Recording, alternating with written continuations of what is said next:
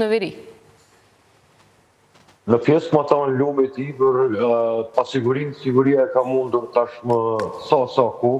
sepse nuk i kemë ato incidente që kemi parë para 3 ose 4 vite,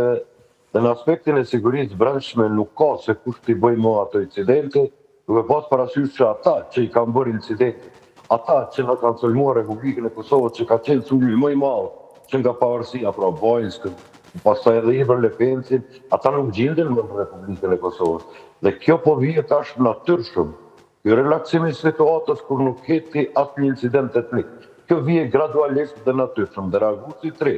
këtë rast misioni i NATO-s në Republikën e Kosovës KFOR është të arsyeshëm për dislokimin e trupave të saj operacionale për punë të tjera në vende dhe në hapësira, domethënë tjera, dhe i kalohet gradualisht duke pas parasysh që ke edhe monitoruesin e dytë që i ndihmon Ragusit parë, dhe tek e fundit është Ragusi parë ajo që është përgjithësi në Republikën e Kosovës, incidente etnike nuk ka dhe kjo është tepër e mirëseardhur. Por çka është me rëndësi ceket si banor, domethënë i këtij qyteti në atë aspektin e sigurisë, unë jam edhe optimist që edhe policia e Kosovës pas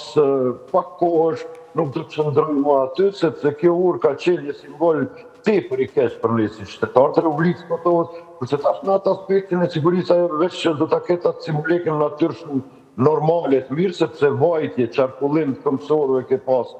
sa vite pas një incident, do të vijë natyrshëm në anën e majt ke 3 ura, në anën e djathtë ke edhe 12 ura tjera që kryen shërbimin e mallrave dhe njerëzve, andaj vetë që do të relaksohet sepse rrugë tjetër nuk ka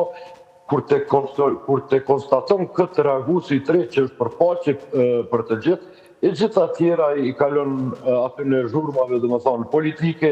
që vjen nga ai shtet që sillet me qasje gjithmonë destruktive, ku çdo gjë pozitive në Republikën e Kosovës tenton ta shndrojë në negativ në një luftë asimetrike hibride, pamërshëshme në propagandë, viktimizim ose terror sipar tyre, kurse faktet e patjetërshme tregojnë këtë tjetrën, posa të themi që në aspektin e sigurisë brendshme nuk ke incidente etnike, është relaksim i situatës, është pozitivitet, por ne po ballafaqohemi me luftën hibride të tyre dhe destruktiviteti i tyre mund të ndalet vetëm me një presion ndërkombëtar. Pra, kjo do të thotë që siguria në veri tashmë është e qëndrueshme dhe arsyeja